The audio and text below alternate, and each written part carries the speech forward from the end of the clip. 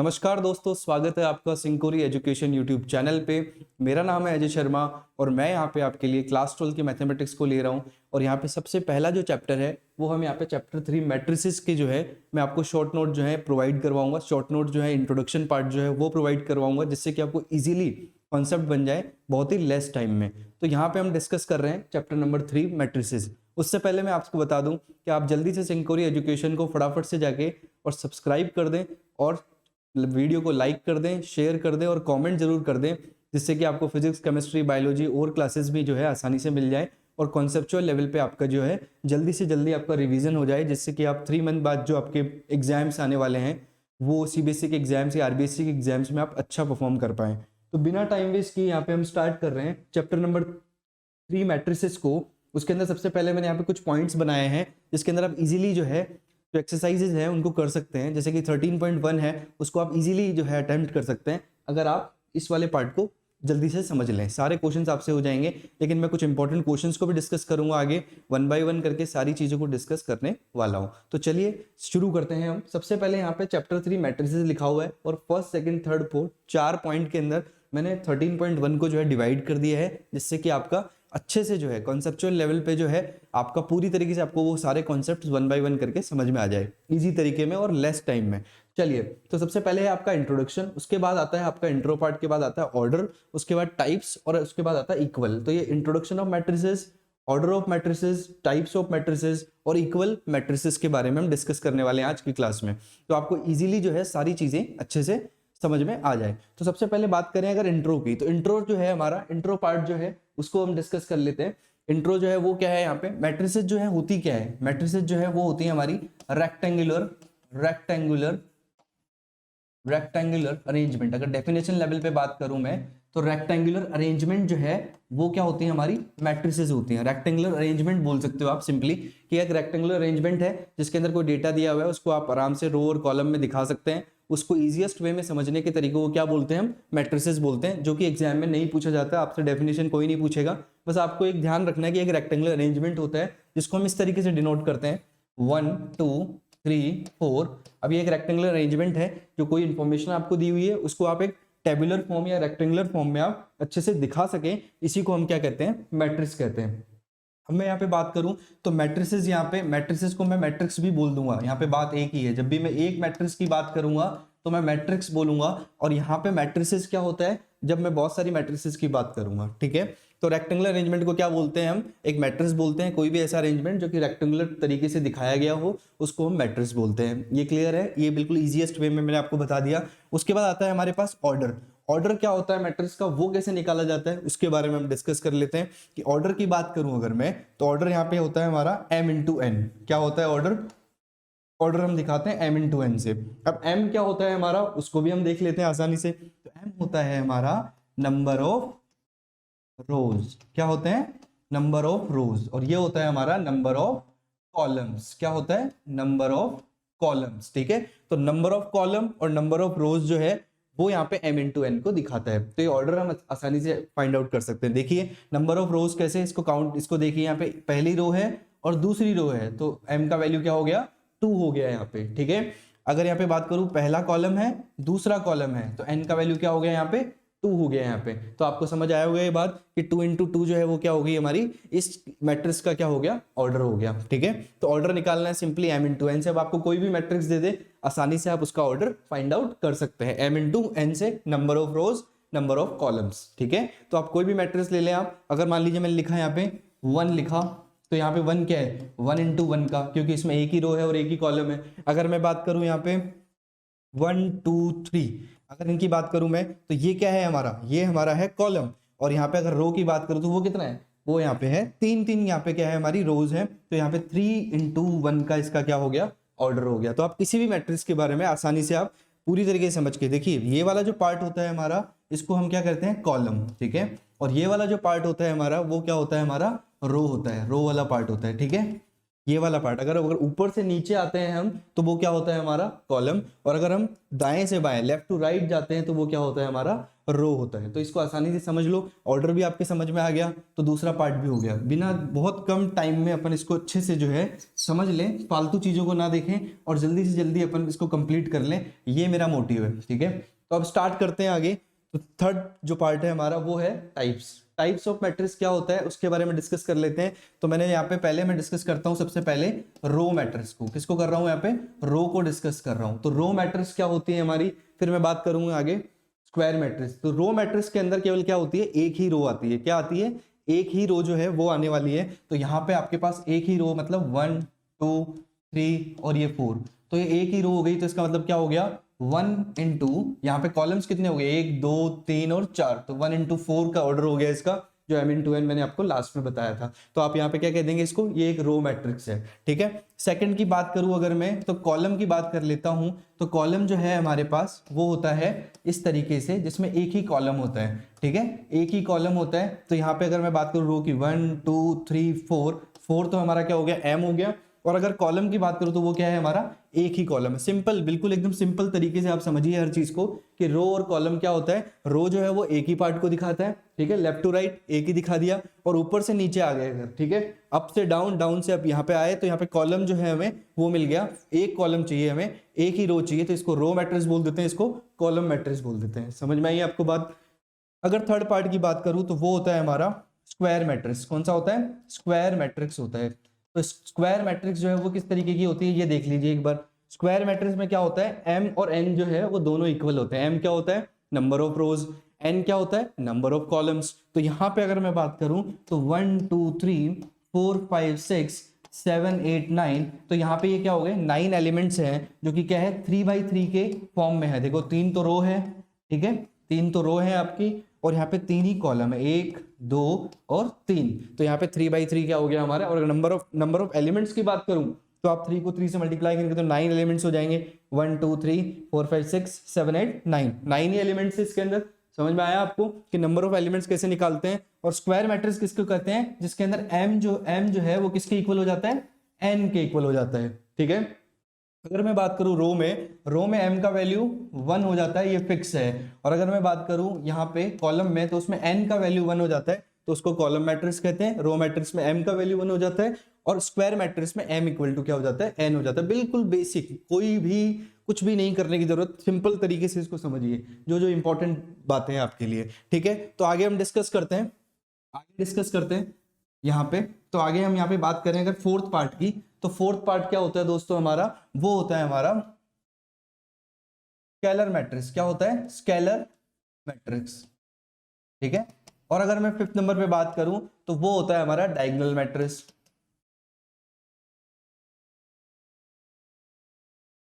ठीक है, और अगर मैं बात करूं जीरो मैट्रिक्स की, तो यहाँ पे नाम से ही पता लग रहा है आपको कि जीरो मैट्रिक्स है। तो ये हमारे सारे टाइप्स हैं जो मैं आपसे डिस्कस कर रहा हूं आज, वो सारे हमारे क्या हैं, टाइप्स हैं। ठीक है, तो अगर जीरो मैट्रिक्स की डायरेक्टली बात कर ले तो वो तो हमारा होता है 0 0 0 0, सारी चीजें क्या हो जाते हैं, सारे एलिमेंट्स जिसके अंदर क्या हो जाए, जीरो हो जाए, चाहे ऑर्डर कुछ भी हो, अब कोई फर्क नहीं पड़ता, क्योंकि सारे एलिमेंट्स क्या है आपके, वो है ही जीरो। तो सारे एलिमेंट्स जब जीरो हैं तो यहाँ पे क्या हो गया, वो जीरो मैट्रिक्स हो गया। अगर मैं बात करूं डायगोनल मैट्रिक्स और स्केलर मैट्रिक्स की, तो यहाँ पे इन दोनों में बस थोड़ा सा डिफरेंस होता है। अगर मैं डायगोनल मैट्रिक्स की बात करूं तो उसमें सारे जो एलिमेंट है डायगोनल के ऊपर, वो क्या होते हैं हमारे, 1 होते हैं, और बाकी सारे जो एलिमेंट होते हैं वो क्या होते हैं, जीरो होते हैं। समझ में आई बात आपको। तो यहाँ पे मैं डायगोनल मैट्रिक्स की बात करूं तो वो होता है 1 1 1, तो पूरा डायगोनल जो है आपका वो क्या हो गया, 1 1 1। तो यहाँ पे इसको क्या बोल देंगे अपन, डायगोनल मैट्रिक्स। स्केलर मैट्रिक्स की बात करूं अगर, तो वो होती है हमारे कोई भी वैल्यू, लेकिन डायगोनल पे क्या होनी चाहिए, सेम होनी चाहिए। जैसे एग्जाम्पल बता देता हूँ आपको मैं, कि यहाँ पे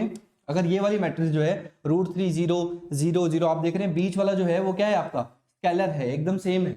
तो आपका कोई भी नंबर हो सकता है, 4 5 6 हो सकता है, वो यहाँ पे 4 4 4 हो सकता है, 5 5 5 हो सकता है, बस बिल्कुल सेम होना चाहिए। आपके डायगोनल पे जो है जो भी एलिमेंट होगा वो क्या होगा, बिल्कुल सेम होगा। तो ये कौन सी मैट्रिक्स हो जाएगी, स्केलर मैट्रिक्स। डायगोनल मैट्रिक्स में क्या होना चाहिए, एलिमेंट जो है वो 1 1 होना चाहिए। और यहाँ पे एक होती है हमारी जीरो मैट्रिक्स, जो कि बिल्कुल हर एलिमेंट जो है वो क्या हो जाता है आपका, जीरो हो जाता है। तो ये हमारा जीरो मैट्रिक्स हो गया। ठीक है दोस्तों, तो यहाँ पे अब हम आगे जो है वो डिस्कस करने वाले हैं। नेक्स्ट जो है 7th पार्ट, उसको भी डिस्कस करेंगे।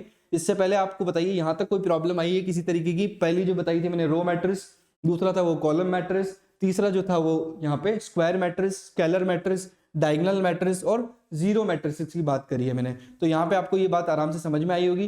तो यहाँ पे हम देखने वाले हैं कि अब यहाँ पे स्केलर मैट्रिक्स, डायगोनल मैट्रिक्स और जीरो मैट्रिक्स यहाँ पे मैंने बोल दिया। तो यहाँ पे आप इंपॉर्टेंट चीज देखेंगे कि डायगोनल मैट्रिक्स जो है उसी को ही हम क्या बोल देते हैं, डायगोनल मैट्रिक्स जो होती है हमारी 1 1 1 1, उसी को ही हम यहाँ पे एक और चीज बोल देते हैं कि स्क्वायर मैट्रिक्स के अंदर, एक डायगोनल मैट्रिक्स के अंदर 1 1 1 सेम भी होता है। और एक और चीज को मैं इसी के अंदर ही बोल दूंगा कि अगर यहाँ पे चेंज भी होता है कोई 1 2 और 3, यहाँ पे अगर एलिमेंट्स चेंज हो जाते हैं तो वो डायगोनल मैट्रिक्स या आइडेंटिटी मैट्रिक्स एक ही चीज होती है। तो आइडेंटिटी मैट्रिक्स और डायगोनल मैट्रिक्स को मैं एक ही पार्ट में बोलूंगा कि आप डायगोनल को क्या बोल दें, आइडेंटिटी बोल दें, उसके बाद दोनों पार्ट एक ही है। तो ये मैं यहाँ पे डिस्कस जो करने वाला हूँ आपसे, वो यहाँ पे डायगोनल और आइडेंटिटी को एक ही बोल रहा हूँ। वैसे इसके 7 पार्ट होते हैं। आइडेंटिटी मैट्रिक्स को भी मैं डायगोनल ही बोल देता हूँ क्योंकि इसमें बस स्लाइड चेंज है। अगर यहाँ पे एलिमेंट डायगोनल पे 1 1 है तो वो डायगोनल मैट्रिक्स है, और अगर एलिमेंट जो है वो स्लाइडली चेंज है 1 2 3 है तो वो कौन सी हो गई, मेरी आइडेंटिटी मैट्रिक्स हो गई। तो दोस्तों ये है हमारे टाइप्स ऑफ मैट्रिक्स। मैं वापस से आपको एक बार रिपीट कर देता हूँ। सबसे पहले मैंने आपको बताया रो मैट्रिक्स, उसके बाद बताया कॉलम मैट्रिक्स, उसके बाद बताया मैंने यहाँ पे square matrix, scalar, identity, diagonal और जीरो मैट्रिक्स। 7 पार्ट होते हैं, लेकिन मैंने डायगोनल और आइडेंटिटी को अलग अलग से नहीं बताया। डायगोनल और आइडेंटिटी एक ही बात है, बस डायगोनल वाले में क्या होता है, यहाँ पे क्या होता है, डायगोनल पे 1 1 1 आ जाता है, और आइडेंटिटी में यहाँ पे 1 2 3 कोई भी वैल्यू यहाँ पे आपकी हो सकती है, माइनस की भी हो सकती है, बस डायगोनल के ऊपर यहाँ पे वैल्यू होती है, वो हमारी आइडेंटिटी मैट्रिक्स हो जाती है। तो यहाँ पे आपको ये समझ आया होगा। सारे पार्ट्स मैंने आपको बता दिए, सारे टाइप्स मैंने आपको क्लियर कर दिए। उसके बाद अगर मैं बात करूं लास्ट पार्ट की, तो आपका पूरा का पूरा जो है चैप्टर 13.1 जो है इसी पे बेस्ड है, इसी इंट्रो पार्ट पे बेस्ड है। सारे क्वेश्चंस आप आसानी से कर पाएंगे, इस बात की गारंटी मैं लेता हूं, और मैं कुछ प्रैक्टिस भी यहाँ पे आपको करवाने वाला हूं। तो यहाँ पे अगर मैं बात करूं आगे इक्वल मैट्रिक्स की, तो कोई भी मैट्रिक्स इक्वल कब होती है, कोई भी मैट्रिक्स इक्वल कब होती है, जब उसके 2 पॉइंट्स जो है हमें पता हो। जैसे कि पहला पॉइंट है वो है हमारा, उसका ऑर्डर क्या होना चाहिए, सेम ऑर्डर होना चाहिए, बिल्कुल सेम होना चाहिए ऑर्डर।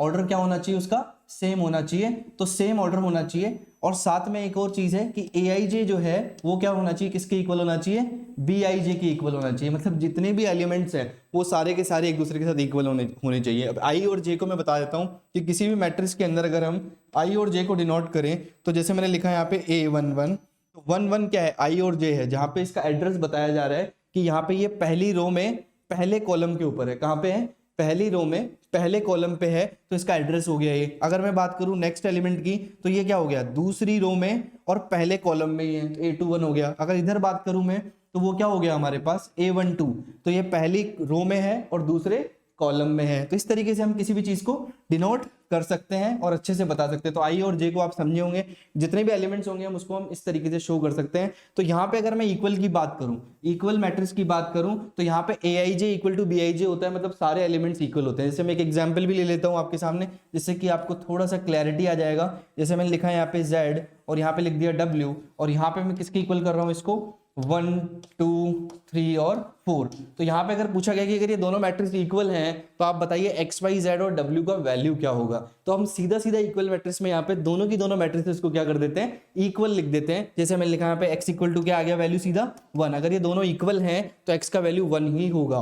क्यों होगा, क्योंकि एलिमेंट्स जो है वो क्या होते हैं, सेम होते हैं। अभी देखो इनका ऑर्डर भी सेम है, ऑर्डर इसका है 2/2, तो इसका भी ऑर्डर कितना है 2/2। तो ये दोनों मैंडेटरी हैं कि यहाँ पे सेम ऑर्डर होना चाहिए, और एलिमेंट जो है वो क्या होने चाहिए, यहाँ पे ऑर्डर सेम होना चाहिए ना अपना। तो ऑर्डर जो है वो इंपॉर्टेंट है बहुत ज्यादा, कि ऑर्डर जो है वो क्या होना चाहिए, सेम होना चाहिए। अगर सेम ऑर्डर की यहाँ पे मैट्रिसेस नहीं हुई तो वो इक्वल नहीं होंगी। अगर आपने बोला कि यहाँ पे 2/2 कर देते हैं, यहाँ पे 3/3 कर देते हैं, तो वो कभी भी इक्वल नहीं होगी। अगर इक्वल करना है तो क्या होना पड़ेगा, सेम ऑर्डर होना पड़ेगा। तो सेम ऑर्डर के लिए 2/2 और 2/2 हमने यहाँ पे मेंशन कर दिया है। तो आपको मैं उम्मीद करता हूँ ये बात बिल्कुल समझ में आई होगी कि इक्वल मैट्रिक्स क्या होती है। अगर y की बात करूँ यहाँ पे, तो y का वैल्यू 2 हो गया। z की बात करूँ यहाँ पे, तो z का वैल्यू 3 हो गया। w की बात करूँ यहाँ पे, तो उसका वैल्यू कितना हो गया, 4 हो गया। तो इजीली हमने यहाँ पे x y z और w की वैल्यू बता दी। तो मैंने यहाँ पे 4 पार्ट डिस्कस किए हैं, इंट्रो, ऑर्डर, टाइप और इक्वल मैट्रिसेस के बारे में बात करी है। तो आपको उम्मीद करता हूँ कि ये चीज समझ में आई होगी। आगे जो है मैं यहाँ पे अभी आपके सामने यहाँ पे कुछ क्वेश्चंस को लेके आने वाला हूँ, तो वो क्वेश्चंस भी अपन डिस्कस करेंगे, जिससे कि आपकी और कॉन्सेप्चुअल लेवल पे जो है वो एक्सरसाइज के कुछ इंपॉर्टेंट क्वेश्चंस जो हैं जो डायरेक्टली आपके एग्जाम्स में आ सकते हैं, एग्जाम्पल्स है उनको भी मैं करवाऊंगा, जिससे कि आपको इंपॉर्टेंट चीजें जो है वो आसानी से मिल जाए। तो मिलते हैं दोस्तों अभी इसी वीडियो के अंदर नेक्स्ट। चलिए दोस्तों, तो कुछ क्वेश्चंस यहाँ पे जो है वो डिस्कस करने वाले हैं, क्योंकि हमने इंट्रोडक्शन पार्ट में हमने देखा सारा जो मैंने बताया आपको कि क्या क्या चीज़ें हैं, जैसे मैंने आपको बताया था इंट्रोडक्शन पूरा, यहाँ पे इक्वल मैट्रिसेस क्या होती हैं, ऑर्डर क्या होता है, और यहाँ पे टाइप्स ऑफ मैट्रिसेस क्या होती हैं, उनके बारे में हमने डिस्कस किया था। तो अभी हम यहाँ पे मैंने बताया आपको कि क्वेश्चन जो है वो डिस्कस कर लेते हैं, जिससे कि आपकी कुछ प्रैक्टिस बढ़ जाएगी, कुछ अच्छे से आपको जो है कॉन्सेप्ट जो है वो क्लियर हो जाएगा।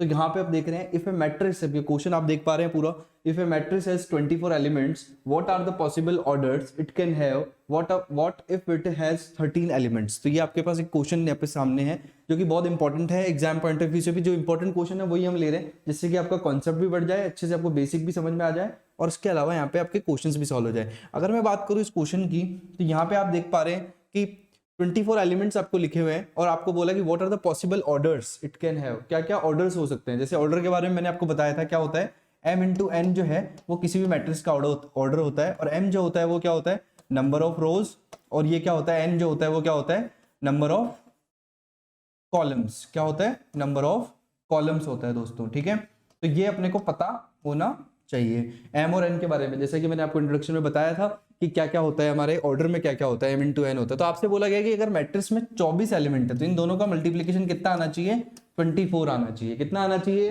24 आना चाहिए। तो what are the possible orders, क्या क्या ऑर्डर हो सकते हैं। तो पॉसिबल ऑर्डर को चेक करने के लिए आप मुझे बताइए कि 24 कब आता है, जब रो और कॉलम को मल्टीप्लाई कर दिया जाता है। मतलब एलिमेंट हमारे कितने हैं, 24 है नंबर ऑफ एलिमेंट्स। तो अगर हम देखें यहाँ पे, तो अगर आप देख पा रहे हैं कि m इंटू n 24 कब कब आता है, 24 इंटू 1 करते हैं तब यहाँ पे 24 आता है।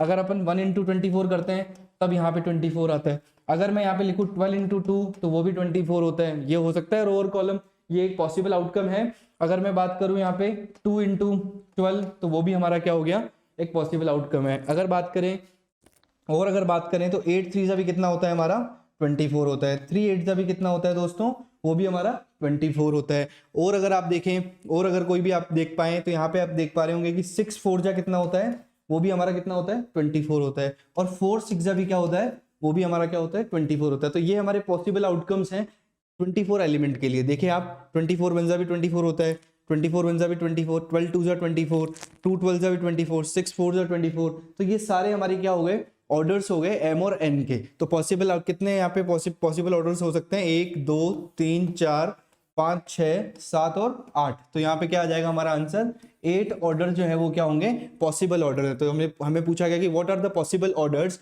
इट कैन हैव, तो क्या होगा हमारा आंसर 8 हो जाएगा। समझ में आया आप लोगों को, कैसे आसानी से हमने बता दिया। हमें बस पॉसिबल जो है ऑर्डर्स को देखना है कि कौन कौन से ऑर्डर जो है वो 24 आ सकते हैं, जिनको मल्टीप्लाई करने पे एलिमेंट जो है वो हमें दिया हुआ है 24, तो हम ऑर्डर्स को आसानी से आइडेंटिफाई कर सकते हैं। अगर बात करें आगे, हमारे पास यहाँ पे लिखा हुआ है इफ इट हैज 13 एलिमेंट्स। अगर मान लीजिए 13 एलिमेंट्स हैं, तो फिर कितने यहाँ पे कितने ऑर्डर्स पॉसिबल हो सकते हैं। तो 13 आपको पता है एक प्राइम नंबर है, तो हम यहाँ पे क्या करेंगे, 13 इंटू 1 या 1 इंटू 13 के अलावा और कुछ भी नहीं हो सकता। तो कितने पॉसिबल ऑर्डर हो सकते हैं, 1 और 2। तो हमारा आंसर कितना हो जाएगा, 2 हो जाएगा यहाँ पे, अगर 13 एलिमेंट्स हुए तो आपको ये बात समझ में आई होगी। जैसा कि यहाँ पे आपको पूरी चीज क्लियर है कि ऐसे क्वेश्चंस को किस तरीके से हम सॉल्व करते हैं। तो बढ़ते हैं फिर नेक्स्ट क्वेश्चन की तरफ। आराम से आप इस क्वेश्चन को देख लीजिए, क्योंकि यहाँ पे सारे इंपॉर्टेंट क्वेश्चंस को ही मैं यहाँ पे क्या करने वाला हूँ, डिस्कस करने वाला हूँ। तो चलिए आगे बढ़ते हैं यहाँ पे। तो यहाँ पे अगर नेक्स्ट की बात करूँ मैं, नेक्स्ट क्वेश्चन दिया हुआ है, वो दिया हुआ है construct 3 into 4 matrix whose element are given by aij equal to 1/2। यहाँ पे आपको दिया हुआ है -3i प्लस j, और यहाँ पे दिया हुआ है aij equal to 2i minus j। तो यहाँ पे आपको आसानी से इसको देखना है। तो इसको कैसे कंस्ट्रक्ट करते हैं 3/4 मैट्रिक्स को, ये हम देखेंगे यहाँ पे। तो चलिए शुरू करते हैं इस क्वेश्चन को। ये भी एक इंपॉर्टेंट क्वेश्चन है, जो कि हमें समझाता है कि किस तरीके से हम मैट्रिक्स को जो है उनके ऑर्डर के थ्रू हम आसानी से जो है बेसिकली उसको जमा सकते हैं। तो अगर ये क्वेश्चंस अगर आप करते हैं ऐसे इंपॉर्टेंट क्वेश्चंस, तो आपकी बेसिक नॉलेज अच्छे से बढ़ जाती है। फिर कोई भी क्वेश्चन अगर सीबीएसई या आरबीएसई बोर्ड में आएगा तो आप आसानी से उसको कर पाएंगे। जैसे मैं पहला पार्ट ले रहा हूँ, ए पार्ट, उसमें आपको पहले ही दिया हुआ है कि 3/4 की मैट्रिक्स है। कितने की है, 3/4 की मैट्रिक्स। इसका मतलब क्या हो गया, m इंटू n आपको दिया हुआ है, m बराबर 3 है और n बराबर 4 है। ऑर्डर आपको पता है तो आप मैट्रिक्स को आसानी से लिख सकते हैं। मैंने आपको बताया था मैट्रिक्स का ऑर्डर भी आप आसानी से लिख सकते हैं। तो यहाँ पे 3/4 मतलब क्या हो गया, 3 यहाँ पे क्या है, कॉलम है, और 3 यहाँ पे जो है रो है, और n जो है वो क्या है हमारा, कॉलम है। अब यहाँ पे 4 जो है वो कॉलम हो गया हमारा। तो 3 यहाँ पे देखिए, 3 अगर बनाए अपन तो यहाँ पे A11, यहाँ पे लिखूंगा मैं A21, यहाँ पे लिखूंगा मैं A31। तो अगर इस तरीके से हम लिखेंगे तो ये क्या हो जाएंगे, हमारी सारी कॉलम्स हो जाएंगे, रोज हो जाएंगी। अगर कॉलम्स की बात करूंगा तो वो कितने बनाने हैं, हमें 4 कॉलम्स बनाने हैं और 3 जो है रोज बनानी है। अगर मैं बात करूं आगे तो इसको लिखूंगा A12, A13, A14, अगर बात करूं मैं आगे इसको यहाँ पे कैसे लिखूंगा, A22, A23, A24, सारे एलिमेंट्स की जो है नेमिंग कर दूंगा, A32, A33 और A34। तो यहाँ पे इस तरीके से हमें ये आइडेंटिफाई करना है 3x4 की मैट्रिक्स जो हमें बोली गई है क्वेश्चन में, कि आपको इस तरीके से इसको यहाँ पे क्या करना पड़ेगा, शो करना पड़ेगा पूरी की पूरी मैट्रिक्स को। अगर मुझे पता लगाना है कि A11 एलिमेंट का वैल्यू क्या होगा, तो A11 एलिमेंट यहाँ पे रखूंगा मैं Aij में, जैसे कि मेरे को दिया हुआ है Aij मतलब क्या हो गया A11 मतलब i और j का वैल्यू क्या रखना है, मुझे 1 1 रखना है, वो भी किसके अंदर, जो मुझे गिवन डेटा है 1/2, यहाँ पे ब्रैकेट में -3, i कौन है, 1 ही है, तो यहाँ पे 1 लिखा और साथ में किसको लिख दिया प्लस, इसको थोड़ा अच्छे से लिख देते हैं, यहाँ पे आया यहाँ पे 3 और यहाँ पे आ गया 1 और यहाँ पे प्लस में क्या है j भी क्या है आपका 1 ही है। तो अगर इसको सॉल्व करें हम तो 1/2 और इस तरीके से यहाँ पे क्या लग रहा है, हमारा मोड जो है वो लगाया हुआ है, जो कि क्या करता है पॉजिटिव देता है आपको वैल्यू। तो यहाँ पे -3 × 1 कितना हो गया, -3 और यहाँ पे क्या आ गया +1। अगर इसको सॉल्व करें हम तो 1/2 -3 और +1 कितना हो गया हमारा -2, माइनस प्लस माइनस, -3 में से 1 गया तो कितना आ गया 2 आ गया। तो यहाँ पे कितना आया हमारा -1 आ गया, ठीक है। तो 2 को अगर 2 से कैंसिल करेंगे, 2 से 2 को कैंसिल, सॉरी प्लस का 1 आ गया, क्योंकि ये मॉड है तो यहाँ पे निकल के क्या आएगा 1/2 × 2, तो 2 से 2 कैंसिल हो गया तो क्या आंसर आ गया हमारा 1 आ गया। इसका मतलब A11 की जगह क्या रिप्लेस कर देंगे आप, सीधा 1 कर देंगे। इस तरीके से आपको सारे के सारे जो एलिमेंट हैं उनको आपको निकालना है, सीधा केवल i और j की जगह क्या रखना है 1 और 2, फिर 1 और 3 रखना है, फिर 1 और 4 रखना है। इस तरीके से 1 बाय 1 करते हुए आपको सारे एलिमेंट्स जो हैं वो मिलते चले जाएंगे और आप एक 3/4 की मैट्रिक्स को कंस्ट्रक्ट कर सकते हैं। तो ये बहुत आसान चीज है, मैंने आपको एक अच्छे से करके दिखाया कि Aij कैसे करते हैं। एक और पार्ट जो है हम ले लेते हैं, अगर मेरे को यहाँ पे अगर A12 निकालना हो तो उसको किस तरीके से करेंगे वो भी हम डिस्कस कर लेते हैं। उसके बाद आप बाकी सारे एलिमेंट्स को जो है निकाल के और पूरी की पूरी मैट्रिक्स को कंस्ट्रक्ट कर सकते हैं। अगर A12 मुझे रखना है, ये वाला जो पार्ट है उठा के रखूंगा Aij के अंदर, तो मेरा जो एलिमेंट है वो क्या दिया हुआ 1/2, यहाँ पे फिर से ब्रैकेट -3 आए और यहाँ पे क्या दिया हुआ है +j, ठीक है। तो अगर आप देखें यहाँ पे तो 1/2 -3 आए मतलब कितना हो गया -3 × वही अपनी एक ही रो है फर्स्ट वाली 1 2 दिया हुआ है, क्योंकि इसी को तो हम बोलते हैं Aij, यस और नो। तो ये यहाँ पे एड्रेस है हमारा, तो 1 और 2 को यहाँ पे मेंशन कर देंगे, तो यहाँ पे 2 जो है वो क्या हो जाएगा मेरा j हो जाएगा। तो ये आ गया मेरा 1/2, यहाँ पे माइनस को करेंगे तो -3 + 2 आ गया और इसको सॉल्व करेंगे तो 1/2 -3 + 2 कितना हो गया मेरा -1, और ये अगर पॉजिटिवली निकलेगा बाहर तो कितना आ जाएगा यहाँ पे 1/2। तो ये हमारा आंसर हो गया 1/2, यस और नो। तो हम किसी भी एलिमेंट को आसानी से निकाल सकते हैं। तो यहाँ पे कितना आ जाएगा 1/2 आप लिख देंगे। इसी तरीके से आप सबको सॉल्व करते हुए जाएंगे, -3 में से +2 गया तो कितना आया -1, -1 × 1, ये 1 निकल के आया पॉजिटिव तो 1/2 आ गया। तो सारे एलिमेंट्स को आप आसानी से निकाल सकते हैं। सेकंड वाला जो पार्ट है इसका, उसको भी एक बार देख लेते हैं, यहाँ पे अगर बात करूँ उसमें भी हमें Aij की वैल्यू ही रखनी है और सिंपली उसको भी ऐसे ही सॉल्व करना है। अगर बात करूँ Aij में तो यहाँ पे क्या होगा, जैसे A11 निकालना है तो क्या हो जाएगा A11, यहाँ पे लिखा मैंने 2 × 1 और माइनस का लिख दिया 1, तो यहाँ पे आ गया मेरे पास 2 - 1 कितना आ गया 1 आ गया, जो पहला एलिमेंट है 1 आ गया। ऐसे A12 निकाल सकता हूँ, जैसे आप लोगों के निकाल के दिखा रहा हूँ कि यहाँ पे लिखा मैंने 2, यहाँ पे आया 1 और साथ में कौन आ गया, यहाँ पे j की जगह 2 आ गया, तो 2 × 1 = 2 - 2 कितना हो गया 0। तो यहाँ पे दूसरा एलिमेंट और पहला एलिमेंट दोनों हमें मिल गए। तो इस तरीके से हम कोई भी एलिमेंट को जो है वो फाइंड आउट कर सकते हैं। तो इन दोनों ही पार्ट के अंदर हम आसानी से पूरी मैट्रिक्स 3/4 मैट्रिक्स जो है 3 × 4 की मैट्रिक्स हम आराम से बना सकते हैं। तो ये आपको इजीली जो है इसको आप पूरी की पूरी मैट्रिक्स को कंस्ट्रक्ट कर सकते हैं। तो इस क्वेश्चन को कंप्लीट कीजिएगा, क्योंकि ये काफी बड़ा जो है मैट्रिक्स बनेगा, इससे सारी की सारी वैल्यूज आपको फाइंड आउट करनी है, तो आसानी से आप इसको कर सकते हैं। मैंने बताया आपको कि कैसे एलिमेंट्स को निकालना है, किस तरीके से ऑर्डर में हमें 3/4 में मैट्रिक्स को रखना है। तो बढ़ते हैं नेक्स्ट क्वेश्चन की तरफ। आराम से ये सारे क्वेश्चन जो है वो बहुत इंपॉर्टेंट है, इनको आसानी से जल्दी से कर लीजिएगा, जिससे कि आपको इजीली कॉन्सेप्चुअल लेवल पे आप अच्छे से समझ पाएंगे, क्योंकि सारे इंपॉर्टेंट है। ये सीबीएसई पॉइंट ऑफ व्यू से बहुत इंपॉर्टेंट है। अगर बात करें आगे तो ये अगर देखें इस वाले क्वेश्चन के अंदर, तो ये क्वेश्चन जो है हमारा वो इक्वल मैट्रिक्स का है। किसका है, इक्वल मैट्रिक्स का। मैंने बताया था आपको कि इक्वल मैट्रिक्स में आप किस तरीके से फाइंड आउट करते हैं वैल्यूज को। तो अगर देख पा रहे हैं यहाँ पे कि x + 3 z + 4 2y - 7 दिया हुआ है फर्स्ट रो में, इधर यहाँ पे फर्स्ट रो में दिया हुआ है 0 6 3y - 2। तो यहाँ पे मैंने क्या कहा था कि कोई भी अगर मैट्रिक्स इक्वल होती है तो वहाँ पे उसके एलिमेंट्स जो है वो क्या हो जाते हैं, इक्वल हो जाते हैं। तो यहाँ पे एलिमेंट्स को इक्वल करेंगे अपन, और ऑर्डर भी देख पा रहे हैं आप यहाँ पे कि इधर भी 3x3 का ऑर्डर है और इधर भी 3x3 का ऑर्डर है। ये एक स्क्वायर मैट्रिक्स है और आपको A B C X Y और जेड की वैल्यू यहाँ पे पूछी गई है, बताना है आपको कि एक्स वाई जेड और ए बी सी का वैल्यू क्या होगा। ठीक है, तो अब यहाँ पे देख रहे हैं अपन, सबसे पहले आप देख रहे हैं कि एक्स प्लस वाई जो है वो किसके इक्वल रख दूंगा सीधा, एक्स प्लस थ्री सॉरी, वो किसके इक्वल रख दूंगा, 0 के इक्वल रख दूंगा। तो इससे यहाँ पे x की वैल्यू कितनी आ जाएगी मेरी, x की वैल्यू सीधी -3 आ जाएगी। x का वैल्यू जो है वो आ गया मेरा -3 सीधा। यहाँ पे x प्लस 3 किसके इक्वल होना चाहिए, इस वाले एलिमेंट के इक्वल होना चाहिए। अगर बात करूं मैं z प्लस 4 की, तो वो z प्लस 4 किसके इक्वल होगा दोस्तों, यहाँ पे z प्लस 4 को देखें तो वो होगा 6 के इक्वल। तो ये यहाँ पे कितना आ जाएगा, z इक्वल टू आ जाएगा हमारा, यहाँ पे ये जाएगा 6 - 4 कितना हो गया, 2 हो गया। तो यहाँ से सीधा z का वैल्यू आ गया, x निकल गया, z निकल गया। उसके बाद अगर बात करूं मैं 2y - 7 की, उसको इक्वल रखेंगे यहाँ पे 3y - 2 के, तो 3y - 2 के इक्वल रख दिया। तो यहाँ पे क्या वैल्यू आई, यहाँ पे 3y की टर्म्स को एक साइड ले जाइए, ये आया -7 + 2 और ये आया हमारा 3y - 2y। ठीक है, y की टर्म एक साइड आ गई, तो ये आ गया हमारा y और ये आया हमारा -5। तो y इक्वल टू कितना आ गया दोस्तों, y इक्वल टू आ गया हमारा -5। यस और नो। तो ये आसानी से हम यहाँ पे x y z जो है हमारा निकल गया। उसके बाद आते हैं हम ABC के ऊपर। ABC कैसे निकालेंगे उसको भी देख लेते हैं जल्दी से। तो यहाँ पे सारे एलिमेंट्स को क्या करना है, इक्वल मैट्रिक्स में इक्वल करना है। अगर ABC की बात करूं तो a-1 जो है वो किसके इक्वल होगा, a-1 जो है वो इक्वल होगा यहाँ पे बीच वाले एलिमेंट के, ये गया -3 की इक्वल हो गया। तो कितना वैल्यू आया, a इक्वल टू आ गया -3 + 1 दैट इज इक्वल टू कितना आ गया, -2 आ गया। तो ये -2 आ गया हमारा एलिमेंट। इसके बात करें आगे कि b-3 जो है वो किसके इक्वल होगा, 2b + 4 के इक्वल होगा। ये इक्वल मैट्रिक्स का बहुत अच्छा क्वेश्चन है, जिससे कि हर एक चीज जो है आपकी आसानी से क्लियर हो जाएगी। तो b-3 किसके इक्वल हो गया, 2b + 4 के, तो ये उधर चला जाएगा। तो ये आया -3 - 4 और ये आया 2b - b, 2b में से b गया तो क्या आ गया, b ही आ गया मेरे पास। तो यहाँ पे ये वैल्यू आई मेरी b equal to -7, a equal to -2।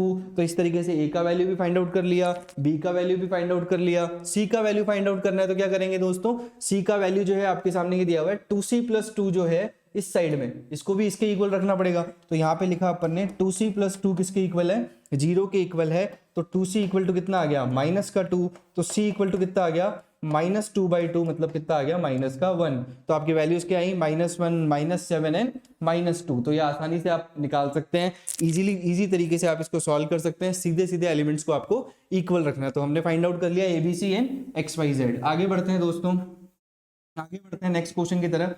Next question की तरफ बढ़ते हैं हम, जो इंपॉर्टेंट क्वेश्चन है उनको हम यहाँ पे लेने वाले हैं। तो इंपॉर्टेंट क्वेश्चन की तरफ बढ़ते हैं। तो नेक्स्ट क्वेश्चन आप देख पा रहे हैं यहाँ पे, क्वेश्चन नंबर 4 जो है वो भी यहाँ पे इक्वल मैट्रिक्स का ही क्वेश्चन है, जो कि आसानी से आप इसको कर सकते हैं, क्योंकि ये बेसिक क्वेश्चन यहाँ पे 1 या 2 नंबर में आपके आ जाते हैं। शॉर्ट आंसर टाइप जो क्वेश्चन होते हैं उसके अंदर आप डायरेक्टली जो है क्वेश्चन आपके आ जाते हैं एग्जाम्स में, CBSE और RBSE बोर्ड में। तो अगर मैं बात करूँ कि यहाँ पे देख पा रहे हैं आप कि x + y जो है वो किसके इक्वल होना चाहिए, x + y जो है वो किसके इक्वल होना चाहिए, 6 के इक्वल होना चाहिए। 5 + z जो है वो किसके इक्वल होना चाहिए, 5 के इक्वल होना चाहिए। और यहाँ पे 2 तो 2 के इक्वल है ही, आप देख पा रहे हैं दोनों के दोनों इक्वल हैं। xy जो है वो किसके इक्वल होना चाहिए, 8 के इक्वल होना चाहिए। तो इस तरीके से हमें 3 इक्वेशन मिल गई, क्योंकि हमें x y z की वैल्यू यहाँ पे बतानी है। तो अगर x + y 6 है तो आप देखेंगे कि इस ऐसे क्वेश्चन को कैसे करते हैं कि 5 + z जो है वो 5 के इक्वल है, तो इसको इधर ले जाएंगे। तो यहाँ पे 5 - 5 कितना आ जाएगा, 0 आ जाएगा। तो z की वैल्यू कितनी आ गई हमारे पास, 0 आ गई। एक बार अगर z की वैल्यू 0 आ गई तो इन दोनों इक्वेशन से हम किस तरीके से सॉल्व करेंगे, यहाँ पे अगर आप देख पा रहे हैं तो आप उठा के इसकी वैल्यू इसमें पुट कर दीजिए या इसकी वैल्यू इसमें पुट कर दीजिए। तो x इक्वल टू क्या हो जाएगा, यहाँ पे अगर आप लिखें तो x इक्वल टू हो जाएगा हमारा 6 - y हो जाएगा। 6 - y हो गया। अब 6 - y को उठा के यहाँ ले आइए, 6 - y into y equal to कितना हो गया, 8 हो गया। सिंपली आप इसको सॉल्व कर सकते हैं। ये क्वाड्रेटिक इक्वेशन देखिए यहाँ पे क्या है हमारे पास, 6y - y² और ये क्या हो गया -8 इक्वल टू 0। अगर आप इसको सॉल्व करें तो ये आ गया हमारे पास -y² प्लस का 6y, ठीक है, -y² प्लस का 6y और ये आया हमारे पास -8 इक्वल टू 0।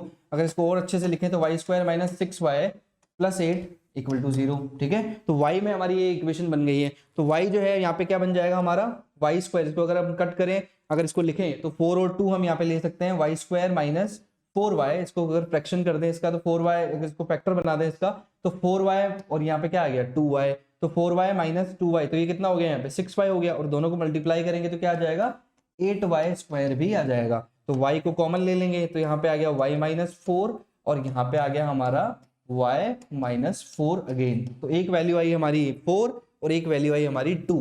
तो y की यहाँ पे कितनी वैल्यू आ गई, एक तो आई हमारी 4, एक तो हमारी क्या आई 4 आ गई और एक 2 आ गई। दो वैल्यूज हमें मिल चुकी हैं। अब उठा के आप किसी भी रख दें, x की भी दो वैल्यूज आपको मिलेंगी जिसके लिए ये मैट्रिक्स इक्वल होगी। तो x की कौन सी वैल्यूज होंगी वो भी देख लीजिए। x की वैल्यूज होंगी यहाँ पे, y की जगह आप 4 रखेंगे तब x हो जाएगा हमारा 2, और यहाँ पे जब आप y की जगह 2 रखेंगे तब ये हो जाएगा हमारा 4।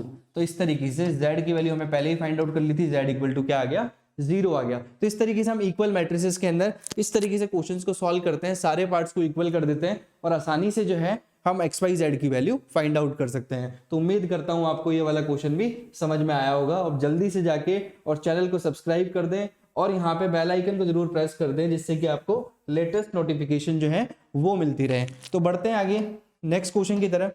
नेक्स्ट क्वेश्चन की अगर बात करें तो यहाँ पे क्वेश्चन नंबर 5 आपको दिख रहा होगा। क्वेश्चन नंबर 5 में लिखा हुआ कि a equal to aij m into n जो है इसका ऑर्डर लिखा हुआ है। और उसके बाद यहाँ पे बात करूं अगर तो is a square matrix. If कब हो सकती है ये स्क्वायर मैट्रिक्स, उसके बारे में हमने यहाँ पे देखा। तो यहाँ पे अगर स्क्वायर मैट्रिक्स की बात करूँ तो कब हो सकती है एक स्क्वायर मैट्रिक्स जो है वो क्या होती है जिसके अंदर m और n का वैल्यू क्या होता है, सेम होता है, बिल्कुल सेम होता है। क्योंकि स्क्वायर मैट्रिक्स क्या होती है मैंने बताया था आपको कि यहाँ पे 3x3 की मैट्रिक्स है, 1 2 3 4 5 6 7 8 9 ऐसे कोई भी मैट्रिक्स लिखी हुई है तो इसका ऑर्डर क्या है 3x3। इसी मैट्रिक्स को हम क्या कहते हैं, स्क्वायर मैट्रिक्स कहते हैं दोस्तों। तो बहुत आसानी से मैं आपको समझाने की कोशिश कर रहा हूँ कि आप आसानी से इस ऐसे क्वेश्चंस को सॉल्व कर सकते हैं। तो सी पार्ट जो है हमारा आंसर हो जाएगा m इक्वल टू n, क्योंकि स्क्वायर मैट्रिक्स में क्या होता है ऑर्डर जो है रो और कॉलम का बिल्कुल क्या हो जाता है, सेम हो जाता है। तो सी वाला जो है हमारा आंसर हो जाएगा। तो यहाँ पे हमने सारे बेसिक क्वेश्चन जो है वो डिस्कस किए हैं दोस्तों। तो अगर आपको ये पूरा का पूरा पार्ट जो है अच्छे से समझ आया तो जल्दी से जाके और वीडियो को लाइक कर दें और चैनल को सब्सक्राइब कर दें और यहाँ पे शेयर जरूर कर दें और कमेंट भी कर दें। तो मिलते हैं दोस्तों ऐसे ही किसी नेक्स्ट वीडियो के अंदर जिसमें मैं बात करूंगा आगे मैट्रिसेस में हम क्या पढ़ने वाले हैं, और भी क्वेश्चंस जो है इंपॉर्टेंट वो भी लेने वाला हूं। तो हमारे साथ जुड़े रहिए और तब तक के लिए आप सभी का बहुत बहुत धन्यवाद।